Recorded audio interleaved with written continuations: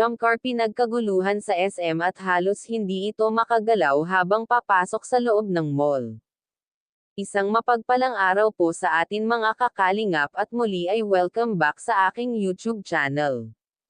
At syempre bago po tayo magsimula sa video na ito ay gusto ko lamang po pasalamatan at e-shoutout ang ating mga minamahal na mga viewers at supporters na walang sawang nanonood sa ating YouTube videos mga kaibigan. Actually po mga kaibigan, si Carla po ay marami ang nagsasabi na maganda daw ito at matalino, kaya ngayon ay makikita natin sa video na napakagaling niya maglakad sa taas ng entablado. Parang hindi niya first time ngayon magrampa. Dahil dati siyang mahiyain pero ngayon ay todo effort siya sa kanyang ginagawa na pagrarampa sa entablado.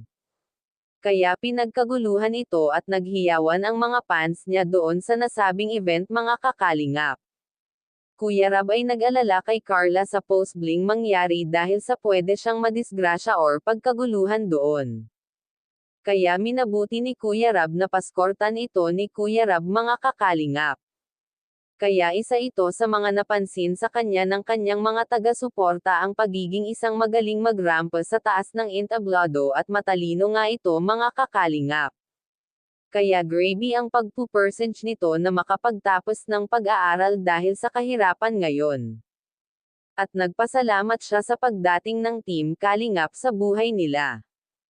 Kaya very thankful siya ngayon sa buhay niya at napakaswerte niya dahil sa mga sponsor at supporters niya ay mas lalong mapapadali ang kanilang pabahay. Salamat ng marami sa mga sumusuporta, yan lang dapat na pinanghahawakan ngayon ang pagtiwala sa Diyos para makaahon tayo sa kahirapan.